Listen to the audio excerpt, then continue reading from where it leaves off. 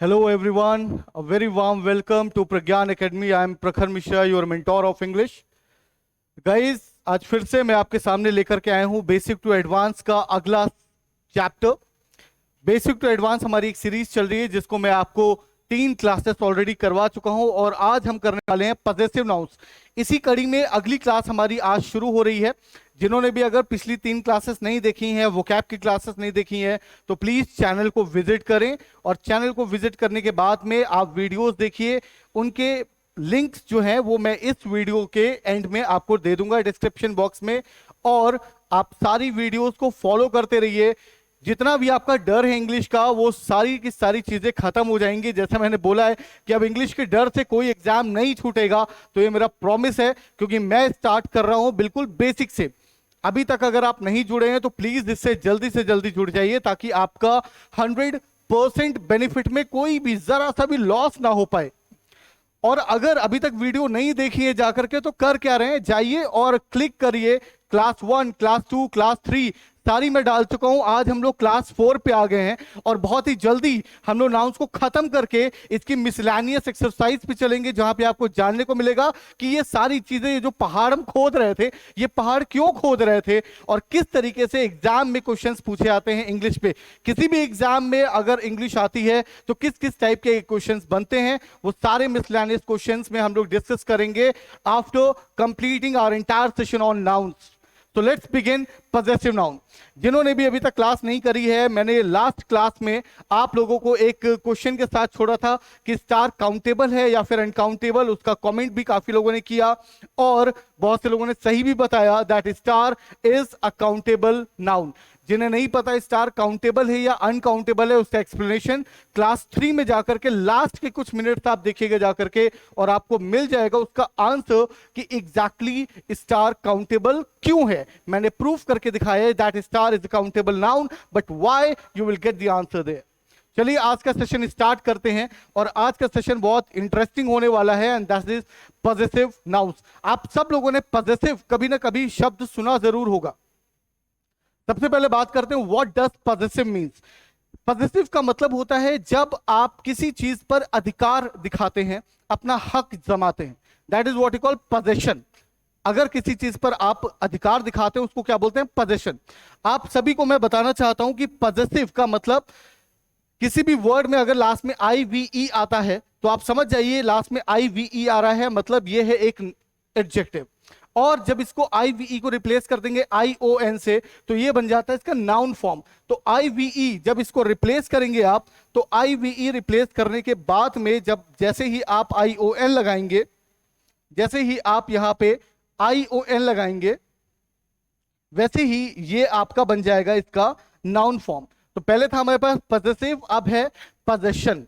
तो पोजेशन का मतलब क्या होता है, आप लोगों ने कई बार सुना होगा कि आपको टोकन मनी अभी देना होगा, राइट मतलब कुछ एडवांस अभी पे करना होगा, आपको लोन डिस्पर्स हो जाएगा। लेकिन आपको जो फ्लैट आपने खरीदा है या जो घर आपने खरीदा है, इस पर जो पोजेशन है वो आपको 2 साल बाद, 3 साल बाद प्रॉमिस किया जाता है। पोजेशन मतलब आप पैसा तो दे चुके हैं, आपका घर बुक हो गया, आपका प्लॉट बुक हो गया, फ्लैट बुक हो गया, लेकिन आपको अभी चाबियां नहीं मिलेंगी। अभी वो बिल्डर के पास में रहेगा, लेकिन आपको जब चाबियां मिलेंगी तब आप बोलोगे कि हाँ अब मेरा इस पर पोजेशन है, मतलब इस पर मेरा अधिकार है। ठीक इसी तरह जब एक नाउन किसी भी चीज पर अपना अधिकार दिखाता है तो हम बोलते हैं उसको पजेसिव नाउन। तो बेसिकली अगर किसी नाउन का किसी चीज पर पोजेशन है तो उस नाउन को हम बोलते हैं पजेसिव नाउन, राइट। अब ये पजेसिव नाउन अलग अलग तरीके से बनता है, किसका कैसे बनता है, क्या क्या इसमें टेक्निकलिटीज होती हैं, क्या क्या रूल्स होते हैं, वो सारी के सारे डिस्कशन आज मैं आपके साथ में करूंगा। सबसे पहले अगर बात करें पजेसिव नाउन की, तो सबसे पहले लिविंग बीइंग्स या लिविंग थिंग्स के लिए आपको पजेसिव यूज बनाना होता है। पजेसिव का मतलब अधिकार दिखाना। अधिकार आप कैसे दिखाते हैं, जैसे हिंदी की बात करें तो हम लोग का यूज करते हैं, राइट। अरुण का घर, राइट। गोला की गली, लखनऊ का महल, कुछ भी, राइट। जब आप यूज करते हैं का या फिर की, तो आप दिखाते हैं पोजेशन। ठीक उसी तरह इंग्लिश में आप जब पोजेशन की बात करते हैं, अधिकार की बात करते हैं, तो आप यूज करते हैं एपोस्ट्रोफी एस। एपोस्ट्रोफी दोस्तों एक पंक्चुएशन है।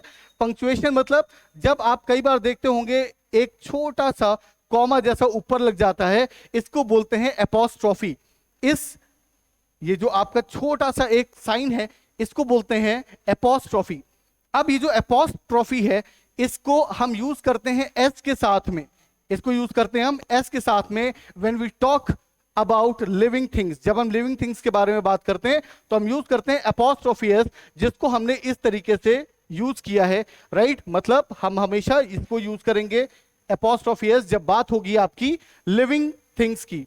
जैसे अगर फॉर सिंगुलर नाउन्स की बात करें, अगर कोई सिंगुलर नाउन है और आपको कार पे पोजेशन दिखाना है, कार पे पोजेशन दिखाना है और पोजेशन किसका है, राम का, तो हम राम को पहले रखेंगे और जिस पर पोजेशन दिखाना है उसको बाद में रखेंगे। तो जिसका पोजेशन दिखाना है उसको पहले और जिस पर पोजेशन दिखाना है उसको बाद में रखेंगे। तो जब हमने राम को पहले रखा तो ये दिखा रहा है राम कार, दैट मीन्स इस वक्त जो राम है उसका अधिकार दिखाया जा रहा है कार पे। हिंदी में बात करें तो इसको बोलेंगे राम कार को राम की गाड़ी। अब राम की गाड़ी, मैंने क्या बोला आपको, ये की जो है ये आपको हिंदी में पोजेशन बना के दिखा देता है और इंग्लिश में आप लिविंग थिंग्स के लिए एपोस्ट्रोफी का इस्तेमाल करते हैं, राइट। जैसे अगर मैं आपको बात करूं कि टीचर का पेन या फिर कोई भी चीज, राइट, तो teachers bike, teachers car, teachers pen, ये जो जारी चीजें हैं हम बात कर रहे हैं एपोस्ट्रोफी एस की। और टीचर के बाद में आपको सिर्फ क्या करना है, teachers car, teachers pen, whatever, right. हमने क्या किया, सिर्फ यहां पे एपोस्ट्रोफी का यूज किया और टीचर का पोजीशन दिखा दिया कार पे, राइट। तो आई होप ये चीज समझ आ गई होगी। नेक्स्ट देखिए अनीताज बैग। अनीताज बैग का क्या मतलब है भाई, अनीताज का बैग का है मतलब अनीता का बैग, राइट। तो अनीता का पोजीशन है बैग पर और इस वक्त बैग नॉन लिविंग है, डजंट मैटर, पर जिसका अधिकार है वो लिविंग है, जिसका अधिकार है वो लिविंग है। जिस पर अधिकार है वो लिविंग हो या नॉन लिविंग हो, इस बात से कोई फर्क नहीं पड़ता। जैसे अगर मैं आपको बोलता हूं यहां पे अनीताज बैग है, अगर मैं आपको बोलूं यहां पे फॉर एग्जाम्पल इफ आई से अनीताज ब्रदर, अब अनीताज बैग तो सही था, राइट। अनीताज बैग, हमने अनीता का पोजीशन दिखाया किस पर, बैग पर, बैग नॉन लिविंग था और यहां पे हमने दिखाया अनीताज ब्रदर। अब ब्रदर तो लिविंग होगा, तो ऑब्वियस सी बात है अनीता का इस वक्त पोजीशन किस पर है, ब्रदर पे, और ब्रदर इस वक्त लिविंग है। तो इस बात से कोई फर्क नहीं पड़ता, जिसका अधिकार है, ध्यान से सुनिएगा, जिसका अधिकार है हम इस वक्त उसकी बात कर रहे हैं। जिस पर अधिकार है वो लिविंग भी हो सकता है और वो नॉन लिविंग भी हो सकता है। आई होप पोजीशन आपको क्लियर हो गया होगा कि किस तरीके से हम पोजीशन बनाते हैं।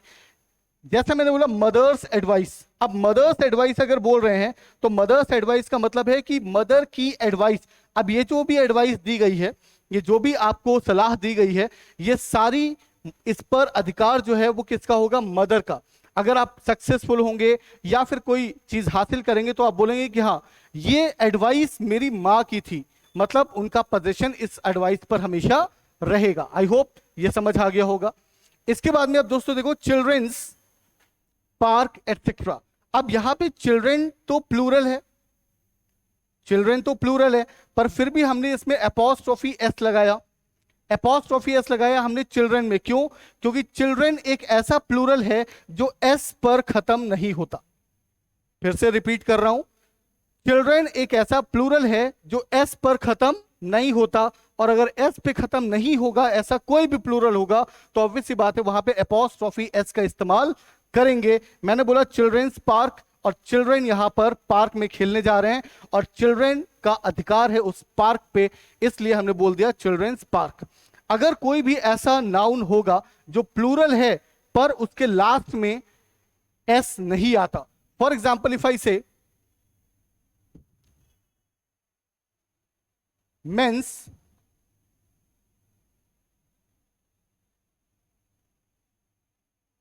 स्केटबोर्ड्स, if I talk about men's skateboards, अब ऑब्वियस सी बात है MEN लिखा हुआ है, MAN नहीं लिखा है। अब ये प्लूरल है, ये सिंगुलर है, पर यहाँ पे हमने अपोस्ट्रोफी एस दिया, यहाँ पे भी अपोस्ट्रोफी एस देना पड़ेगा क्योंकि मेन एक ऐसा प्लूरल है जो एस पर खत्म नहीं होता है।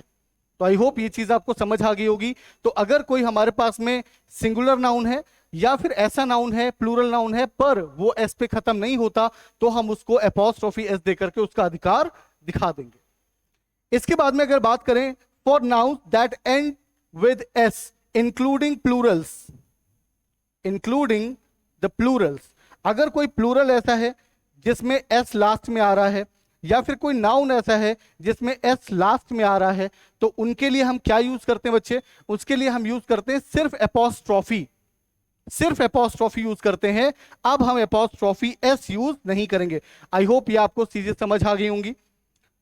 अब अगर हम बोल रहे हैं कि अगर कोई भी आपके पास में प्लूरल है या फिर कोई ऐसा नाउन है जो एस पर खत्म हो रहा है, दैट एंड विद एस, अगर एस पे खत्म हो रहा है तो आप सिर्फ एपोस्ट्रोफी देंगे, वहां पर आपको सिर्फ एपोस्ट्रोफी यूज करनी है, वहां पे एपोस्ट्रोफी एस यूज नहीं करना है। तो इस केस में हम सिर्फ यूज करेंगे एपोस्ट्रोफी, दैट्स इट।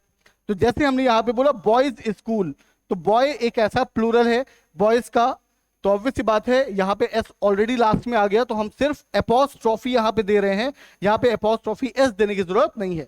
फिर हमने बोला गर्ल्स हॉस्टल, अगेन गर्ल्स एक ऐसा प्लूरल जो खत्म हो रहा है ऑलरेडी एस पे, तो फिर से हमने यहाँ पे एपोस्ट्रोफी दिया, ना कि एपोस्ट्रोफी एस दिया। बोला गर्ल्स हॉस्टल, मतलब इस हॉस्टल पे गर्ल्स का अधिकार है, पोजीशन है। फिर बोला पेरेंट्स होम, अब पेरेंट्स हमेशा पेयर में आते हैं, ऑब्वियस सी बात है हमेशा एस इसके बीच में, एस के एंड में लगता है। अब अगर पेरेंट्स होम है तो ऑब्वियस सी बात है यहां पे भी आपको यूज करना पड़ेगा सिर्फ एपोस्ट्रोफी। फिर हमने बोला अब्बास कार, अब अब्बास तो सिंगुलर है, अब्बास तो सिंगुलर है, लेकिन एक ऐसा नाम है जो खत्म हो रहा है एस पे, तो हमने इसको यूज किया है एपोस्ट्रोफी। अब्बास एपोस्ट्रोफी कार, मतलब अब्बास कार। अब यहाँ पे एपोस्ट्रोफी प्रोनाउंस नहीं हो पाएगा, बट स्टिल ये जब आप लिखेंगे तो वहां पे आपको लिखना पड़ेगा, and it should B Abbas car. इस वक्त अब्बास का अधिकार है इस कार पे। आई होप ये चीज आपको समझ आ गई होगी, इसमें आपको कोई डाउट नहीं होगा। इसके बाद में हम चलते हैं कंपाउंड नाउन्स पे। सबसे पहली चीज, व्हाट इज कंपाउंड नाउन? अब देखिए कंपाउंड वर्ड ऐसा है जो आपको हमेशा बताता है किसी चीज की compounding. Compounding means to add something. आपने अगर बचपन में कभी भी केमिस्ट्री पढ़ी होगी या अभी ग्रेजुएशन में या फिर 12th में आप पढ़ रहे होंगे, तो आपने कई बार केमिस्ट्री में पढ़े होंगे कंपाउंड एलिमेंट्स। अब कंपाउंड एलिमेंट्स क्या होते हैं? दो एलिमेंट्स को जोड़ करके जो तीसरा एलिमेंट बना उसको हमने बोल दिया कंपाउंड एलिमेंट्स। कंपाउंड का मतलब क्या हो गया? एडिशन। ऐसे ही जब दो नाउन्स को जोड़ करके, ध्यान से समझिएगा, जब दो नाउन्स को जोड़ करके हम एक नाउन बना देते हैं तो उसको बोलते हैं कंपाउंड नाउन। मतलब जो हमारे नाउन्स की है वो अब कंपाउंडिंग हो चुकी है, वो जुड़ चुके हैं और दो अलग अलग नाउन्स को लेकर के हमने एक बना दिया, और इस वजह से उसको बोलेंगे कंपाउंड नाउन। जैसे अगर मैं आपको बोलूं सन इन लॉ, अब सन अलग है और लॉ अलग है, बीच में हमने यहां पे आप देख सकते हो छोटे छोटे हाइफन लगा दिए और बीच में लिख दिया इन। अभी जो इन है इसने दोनों लोगों को ऐड कर दिया और जो पर्सन निकल के आए वो सिर्फ निकल के आए एक, सन इन लॉ, राइट। अब सन इन लॉ ऑब्वियस सी बात है आप दामाद भी कह सकते हैं, राइट। तो ऑब्वियस सी बात है ये क्या हो गया आपका सन इन लॉ। अब जैसे ही आपने बोला इसको सन इन लॉ तो ये एक व्यक्ति बन गया और हमने इसकी कंपाउंडिंग कर दी और इसी को हमने बोल दिया कंपाउंड नाउन। अब अगर कंपाउंड नाउन का पॉजेसिव बनाना है, अगर कंपाउंड नाउन का आपको पॉजेसिव बनाना है तो कैसे बनाएंगे कंपाउंड नाउन का पॉजेसिव? तो कंफ्यूजन कई बार होता है प्लूरल और पोजेशन में, प्लूरल और पोजेशन में। अब कभी भी अगर ध्यान से देखिएगा, अगर कभी भी मुझे प्लूरल बनाना है, for example if I say I have two son in law, if I say I have two son in law.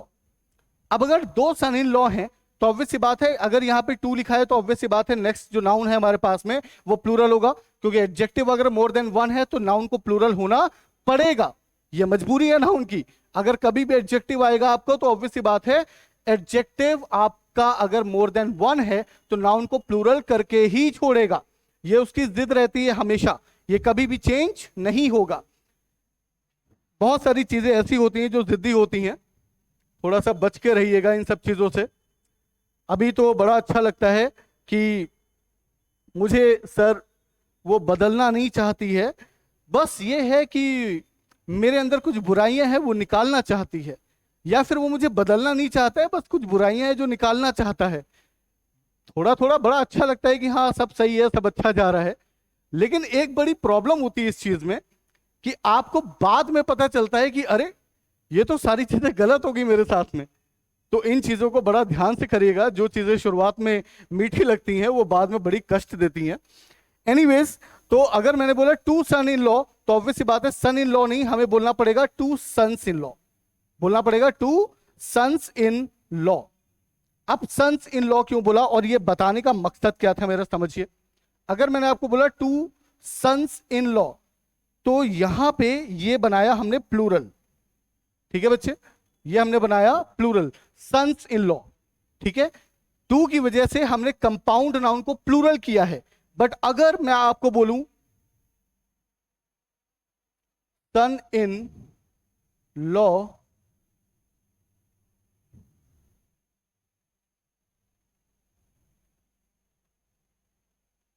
Bungalow, अब सन इन लॉ का बंगलो है, मतलब इस वक्त सन इन लॉ का इस बंगलो पर पोजेशन है।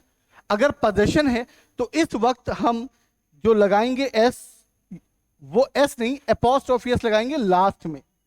समझ आई कॉन्सेप्ट, राइट? कॉन्सेप्ट क्या है?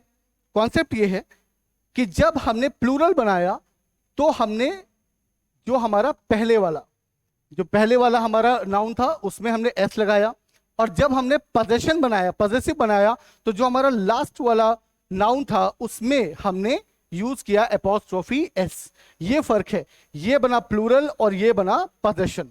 इसलिए मैंने आपको ये पूरी मैथ समझाई। अब समझिए, बोला ब्रदर इन लॉज बंगलो। अब जब आपने बोला ब्रदर इन लॉज बंगलो, तो ऑब्वियस सी बात है यहां पे हम ब्रदर इन लॉ के बंगलो की बात कर रहे हैं, और यहां पे ब्रदर्स इन लॉ बंगलो नहीं बल्कि ब्रदर इन लॉज बंगलो बोला, लास्ट में लगाया। फादर इन लॉज कॉल, अब कॉल आ गया फादर इन लॉ का, तो क्या बोलेंगे? फादर्स इन लॉ कॉल नहीं, it should be father in law's car, right? तो यहां पे ये हो जाएगा। इसके बाद में बोला एडिटर इन चीफ कॉलम। अब एडिटर इन चीफ तो एक ही बंदा होगा, दो तो नहीं होंगे, चीफ अलग है और एडिटर अलग है, नहीं।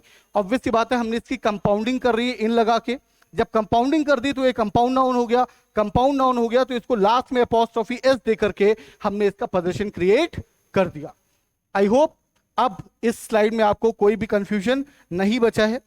अगर कोई भी कंफ्यूजन बचा है तो आप सबके लिए है कमेंट बॉक्स, कमेंट में आप अपना क्वेश्चन पूछिए, मैं आपको आंसर दूंगा। अगर आपका कोई भी क्वेश्चन बहुत एक्सप्लेनेशन वाला है, बहुत एक्सप्लेनेटरी है, तो ऑब्वियस सी बात है मैं आपको नेक्स्ट सेशन में उसका आंसर दे दूंगा। आई होप ये सारी की सारी चीजें आपको समझ आ गई होंगी। एपोस्ट्रोफी एस यूज करना, फिर जब लास्ट में एस होगा तब कैसे करना है, और जब कंपाउंड नाउन होगा तब कैसे हमको यूज करना है उसको पोजीशन में चेंज करने के लिए। नेक्स्ट अगर बात करें, कोई भी अगर नाउन है और वो एंड होता है एसएच पे, अभी तक तो हम एस की बात कर रहे थे, अगर कोई भी नाउन है और वो एस एच पे खत्म होता है, तो वो एस एच पे जब भी खत्म होगा तो हमें यूज करना होगा एपोस्ट्रोफी एस। यहां पे सिर्फ एपोस्ट्रोफी से काम नहीं चलेगा, यहां पे सिर्फ एपोस्ट्रोफी से काम नहीं चलेगा, यहां पे आपको एपोस्ट्रोफी एस पूरा का पूरा यूज करना पड़ेगा। अगर मैं बोल रहा हूं अंकुश हाउस, तो अंकुश हाउस नहीं, should be Ankush house, right? वहां पे आपको एपोस्ट्रोफी का इस्तेमाल करना पड़ेगा, राइट? आई होप ये चीज आपको समझ आ गई है। जब भी एस एच पे खत्म होगा तो आपको यूज करना पड़ेगा। फॉर एग्जाम्पल अगर आप बोलते हो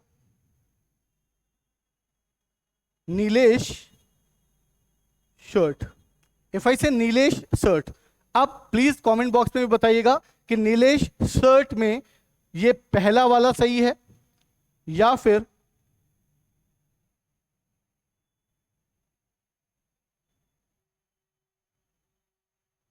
दूसरा वाला सही है। प्लीज ये कमेंट बॉक्स में बताइएगा कि नीलेश शर्ट फर्स्ट वाला या सेकंड वाला। ध्यान से देख लीजिए एपोस्ट्रोफी कहां लगा है, एपोस्ट्रोफी एस कहां लगा है। अच्छे से देख लीजिए और मुझे कमेंट बॉक्स में आंसर करके बताइएगा कि फर्स्ट वाला सही है सर या फिर सेकंड वाला सही है। चलिए गाइस आगे बढ़ते हैं। नेक्स्ट है using of non living things. Next is using of non living things के लिए हम यूज करते हैं ऑफ को। अभी तक हमने पढ़ा एपोस्ट्रोफी, एपोस्ट्रोफी एस कहां पे यूज करते हैं, ये सारी चीजें हम पढ़ रहे थे। और हम पढ़ रहे हैं कि अगर कोई भी हमारे पास में नॉन लिविंग थिंग है तो नॉन लिविंग थिंग के लिए हम क्या यूज करेंगे, क्या यूज करेंगे। तो ऑब्वियस सी बात है यहां पे ना एपोस्ट्रोफी यूज होगा ना एपोस्ट्रोफी एस यूज होगा, बल्कि यहां पर हम इंट्रोड्यूस करेंगे ऑफ को। कैसे? जैसे आपने बोला कि एक पेन है और उसके कैप पर इस पेन का अधिकार है, ठीक है, वो कैप आप कहीं पे भी लगा दो जा करके, और ऑब्वियस सी बात है हमारी आदत है कि कुछ दिन बाद कैप खो जाता है, फिर हम उसमें जुगाड़ बना करके कोई सा भी कैप लगा देते हैं, उसको ठूस ठूस के थोड़ा बड़ा करके आराम से उसमें सेटल कर देते हैं। पर क्या उस पेन का अधिकार उस कैप पे था? तो ऑब्वियस सी बात है नहीं, जो इसके साथ में आया था उसी पे तो अधिकार था। तो जब इस पे अधिकार दिखाना है तो हमने बोला पेन्स कैप, हमने क्या बोल दिया, पेन्स कैप। लेकिन जिसका अधिकार है अभी तक वो लिविंग था, जिसका अधिकार है, फिर से सुनिएगा, जिसका अधिकार था अभी तक वो सब लिविंग थे। अब जिसका अधिकार है वो नॉन लिविंग है, और अगर नॉन लिविंग का अधिकार किसी चीज पर होता है तो हम एपोस्ट्रोफी यूज नहीं करते हैं, क्रॉस लगाए बड़ा बड़ा, और इसलिए हम यूज करते हैं बीच में ऑफ को। और जिसका अधिकार होता है उसको बाद में रखते हैं, जिस पर अधिकार होता है उसको पहले रखते हैं, और इसलिए हमने बोला cap of a pen. I hope समझ आ गया होगा कैप ऑफ अ पेन हमने क्यों यूज किया है। नेक्स्ट देखिए बुक्स कवर। अब कवर नॉन लिविंग है, जिस पर अधिकार है, लिविंग और नॉन लिविंग कोई फर्क नहीं पड़ता, लेकिन यहां पे आप क्या बोल रहे हो, बुक का अधिकार है। अब बुक नॉन लिविंग है तो ऑब्वियस सी बात है अगर बुक का पोजीशन कवर पे है तो हम बुक्स कवर नहीं बोल करके बोलेंगे कवर ऑफ अ बुक, जिसका अधिकार वो बाद में, जिस पर अधिकार वो पहले। तो बोल दिया cover of a book, right. तो नॉन लिविंग के केस में हम ऑफ को इंट्रोड्यूस करते हैं और इस वजह से हम यूज करते हैं ऑफ को। आई होप ये चीज आपको समझ आ गई होगी। ये है आपके पजेसिव नाउन्स। पजेसिव नाउन्स में ऐसा नहीं है कि ये खत्म है, और भी कंफ्यूजन्स होते हैं। कई बार आपने सुना होगा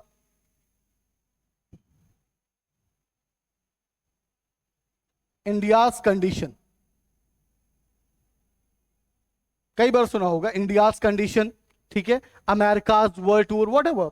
तो जो इंडियाज या अमेरिकाज, अर्जेंटीनाज, ये सब हम यूज करते हैं, ये सब हम यूज करते हैं किस लिए और किस वक्त? जब हम इसका करते हैं पर्सोनिफिकेशन। पर्सोनिफिकेशन मतलब किसी नॉन लिविंग को पर्सनलाइज कर देना, उसके अंदर जान महसूस करना। जैसे हम लोग बोलते हैं इंडिया इज आवर मदरलैंड, तो अगर हम भारत गंदा कर रहे हैं तो हम इसको बड़ा इमोशंस के साथ में जोड़ के देखते हैं, देश ही तो है, नॉन लिविंग ही तो है, गंदा कर दीजिए। लेकिन नहीं, हम क्या करते हैं, हम इसको बहुत सहेज के रखते हैं। जहां भी गंदगी दिखती है, कुछ भी होता है, हम देखते हैं और उसको सही करने का प्रयास करते हैं। कल मैं एक आप लोगों से रिक्वेस्ट भी करना चाहता हूं। कल मैं एक यूं ही गली में खड़ा हुआ था और मैंने देखा कि गवर्नमेंट ने बहुत अच्छी व्यवस्था करी है वाटर टैप्स की। लेकिन एक प्रॉब्लम यह है कि वाटर टैप्स लोग पानी पीने के लिए खोलते तो हैं पर उसे बंद करना भूल जाते हैं, या ऐसा कह लीजिए कि बहुत ही केयरलेसली उनका इस्तेमाल करते हैं और उसे कभी बंद करने का प्रयास ही नहीं करते। और ऐसा कई बार करने पे ऐसा होता है कि कई बार उनका जो वॉल्व होता है वो लूज हो जाता है और फिर उससे पानी निकलता ही रहता है, निकलता ही रहता है। अगर आप लोग मेरे फेसबुक से जुड़े हैं, इंस्टाग्राम से जुड़े हैं, प्रखर मिश्रा के नाम से मेरा इंस्टा हैंडल है, अगर आप देखेंगे तो मैंने वहां पे वीडियो भी अपलोड करी है कि किस तरीके से पानी बहे जा रहा है, बहे जा रहा है। उसमें एक सफेद रंग की टैप है, एक व्हाइट कलर की टैप है, जिसको मैंने बंद करने का प्रयास किया और वो एक दो प्रयास में बंद हो गई।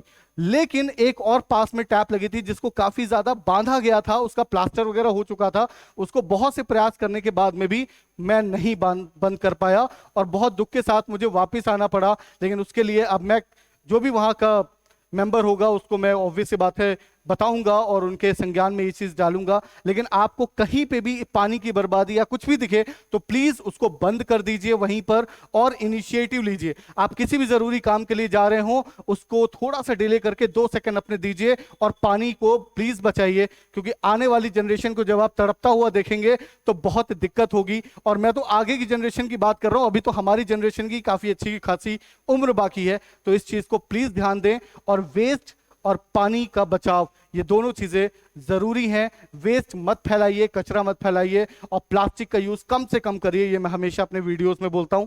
चलिए वापस चलते हैं। मैंने बोला इंडियाज कंडीशन। अब जो इंडियाज कंडीशन मैंने बोला, तो इंडिया यहां पे नॉन लिविंग कंट्री तो हो गया, बट स्टिल इंडिया से हमारे इमोशंस अटैच हैं, इसको हमने पर्सोनिफाई किया है, इस वजह से हमने अपॉस्ट्रोफी एस दिया। यहां पे हमने इसको नॉन लिविंग ट्रीट नहीं किया। एनीवेज, आई होप ये चीजें आपको समझ आ गई होंगी। अगेन कोई डाउट हो तो प्लीज क्लैरिफाई करिए। नेक्स्ट अगर बात करें,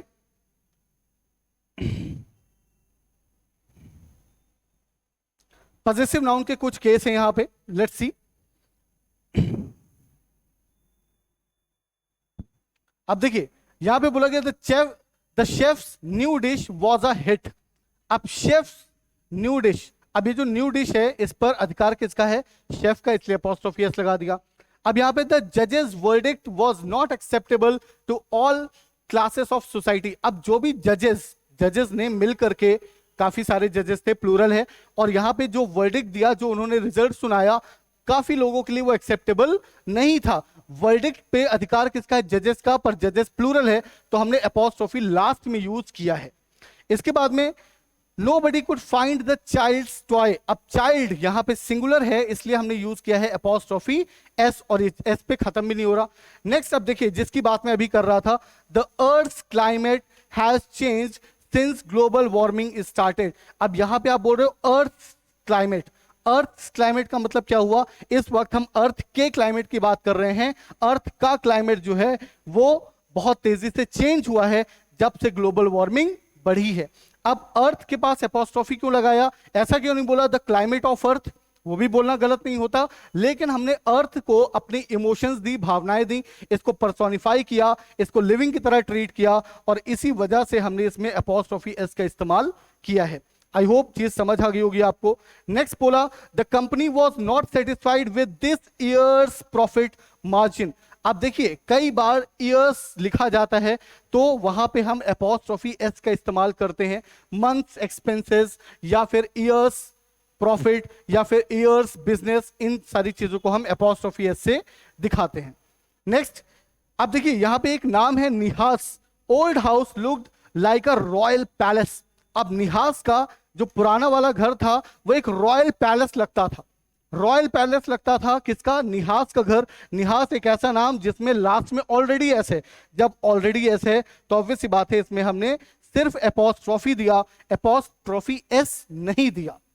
जिन्होंने सेशन 20 से देखा है ध्यान रहे, अपॉस्ट्रोफी इस साइन को बोलते हैं और जब एस इसके बाद लगा देते हैं तो इसको बोलते हैं अपॉस्ट्रोफी एस। नेक्स्ट देखिए माय ब्रदर इन लॉज, जो मैं भी आपको समझा रहा था, compound noun my brother in law's cousin. अब जो कजिन है किसका है? मेरे ब्रदर इन लॉ का, तो अधिकार ब्रदर इन लॉ का है, तो यहां पे अपॉस्ट्रोफी एस ना दे करके हमने लेटर वाले नाउन में इसको यूज किया है, that is apostrophe S. Next जो एग्जांपल है उसको थोड़ा और अच्छे से समझ लीजिएगा। देखिए अब आपने बोला Nick and Sam's grandparents visit them every summer. अब यहां पे जो ग्रैंड पेरेंट्स यूज हुए हैं वो निक और सैम के अलग अलग हैं या एक ही हैं?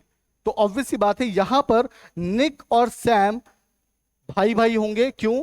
क्योंकि अपॉस्ट्रोफी लास्ट वाले में लगा है, तो it should be Nick and Sam grandparents visit them every summer. यहां पे आपको यूज करना पड़ेगा निक एंड सैम्स। अगर लास्ट वाले में लगा है तो आपको यूज करना पड़ेगा अपॉस्ट्रोफी एस। तो इसका मतलब हो गया Nick and Sam's grandparents, मतलब निक और सैम दोनों के कॉमन ग्रैंड पेरेंट्स हैं। आई होप ये आपको समझ आ गया होगा क्या होता है पॉजेसिव के ऊपर केस, किस टाइप के आपके सेंटेंसेस में इस टाइप से यूज किया जाता है, कैसे यूज करते हैं ये समझ आ गया होगा। क्या क्या पजेसिव के केस होते हैं ये भी समझ आ गया होगा। कौन कौन से केसेस पे क्वेश्चन बनते हैं वो सारी चीजें मैं आपके आगे आने वाले सेशंस में डिस्कस करूंगा। अभी चलिए डिस्कस करते हैं double possessive case. Double possessive case क्या होता है? What is double possessive case? Double possessive case का मतलब ये होता है कि अगर कभी भी हम दो लोगों का अधिकार एक साथ दिखाएं, ठीक है, जैसे आपने बोला my brother's wife sister has secured all India first rank. My brother's wife sister मतलब मेरे भाई की वाइफ की सिस्टर। अब मेरे भाई की वाइफ तक तो ठीक है, लेकिन एपोस्ट्रोफी एस फिर एपोस्ट्रोफी एस ये कभी भी एक्सेप्ट नहीं होता है ग्रामर में, तो हमें इसको चेंज करना पड़ता है सिंगल पजेसिव केस में। सिंगल पजेसिव केस में हम यूज करते हैं ऑफ। कैसे ऑफ यूज करते हैं समझिएगा। हमने ब्रदर्स वाइफ सिस्टर्स को कैसे यूज किया? The sister of my brother's wife, और इसको हमने सॉल्ट कर लिया एपोस्ट्रोफी एस के सिंगल केस में और बोल दिया the sister of my brother's wife has secured all India first rank in her final exams. I hope concept clear हो गया होगा। ये होता है आपका डबल पजेसिव केस। अगर नहीं समझ आया तो कमेंट बॉक्स में बोलिएगा, मैं आपको एक और बार समझा दूंगा। अभी फिलहाल एक और एग्जांपल देखिए और अच्छे से क्लियर हो जाएगा। अब देखिए यहां पे बोला गया the notorious students had punctured the principal's son's car. किसकी कार पंक्चर हुई है भाई? समझिए ये सब आपने की होंगी शैतानियां कभी ना कभी, है ना।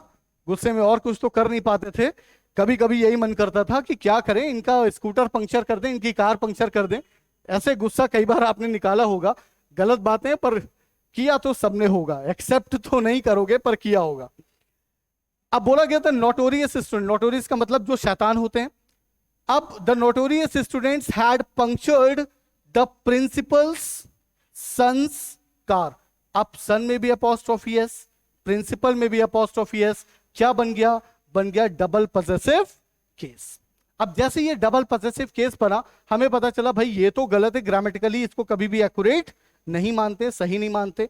और जब सही नहीं मानते तो हमें प्रिंसिपल्स सन्स कार को सॉल्ट करना पड़ेगा, इसको तोड़ना पड़ेगा सिंगल पजेसिव केस में। फिर हमने क्या किया? हमने बोला the notorious students had punctured, the notorious students had punctured. अब देखिए द कार ऑफ प्रिंसिपल्स सन। अब यहां पे प्रिंसिपल्स आ गया और आगे हमने सन लिख दिया। तो हमने प्रिंसिपल्स सन्स कार को कैसे तोड़ा? सबसे पहले कार को लिख दिया, फिर बोल दिया कार ऑफ प्रिंसिपल्स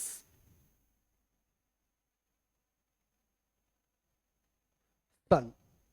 ठीक है, तो जो डबल पजेसिव केस था वो सिंगल पजेसिव केस में सॉर्ट आउट हो गया, राइट। तो ये था आपका डबल पजेसिव केस और पजेसिव के सारे केसेस जो बनते हैं और जो एग्जाम में आपके लिए बहुत ज्यादा इंपॉर्टेंट है। आई होप कॉन्सेप्ट समझ आया होगा और आपको आज का क्लास भी बहुत अच्छा लगा होगा, और समझ में आ रहा है तो ऑब्वियसली बात है अच्छा लगेगा और बहुत ज्यादा अच्छे से समझ आएगा अगर क्लास 1, 2, 3 देख लो। देखो बच्चे, मैं बार बार इसलिए बोल रहा हूं कि आप क्लास 1, 2, 3 देख लो, क्योंकि अभी केवल 2, 3, 4 क्लासेस हुई हैं, आपके लिए देखना ईजी है। लेकिन जब 10, 12 क्लासेस हो जाएंगी ना तो आपको भी लगेगा कि 12 क्लासेस एक साथ कौन देखे। तो अभी छोटे छोटे सेशन है, अच्छे से मैंने एक्सप्लेन किया है, जाकर के देखिए और अपने टाइम को यूटिलाइज करिए। एसएससी बहुत ज्यादा टाइम नहीं देगा, एसएससी फटाक से किसी दिन एग्जाम की डेट बम्बार्ड कर देगा और आपको बोलेगा कि अब आइए और एग्जाम दीजिए। तो ज्यादा टाइम नहीं है, अभी से प्रिपरेशन स्टार्ट कर दिए, आराम से हम लोग 2-2.5 महीने में बहुत अच्छा सिलेबस खत्म कर देंगे। और फाउंडेशन से स्टार्ट कर रहा हूं, इसलिए आपको जो मिसलेनियस एक्सरसाइज होंगी उसमें भी दिक्कत नहीं आएगी। एनीवेज, अगर सेशन अच्छा लगा है तो प्लीज एक थम्स अप जरूर दीजिएगा, और अगर आप जुड़े हुए हैं चैनल से और अच्छे लग रहे हैं वीडियोस और आपके लिए बेनिफिट हैं तो प्लीज सब्सक्राइब जरूर कीजिए, बेल नोटिफिकेशन दबाइए ताकि जिस टाइम लेक्चर अपलोड हो उसी टाइम इंग्लिश वाले सर का तुरंत आपको नोटिफिकेशन मिल जाए। थैंक यू एवरीवन, आई प्रखर मिश्रा साइनिंग आउट।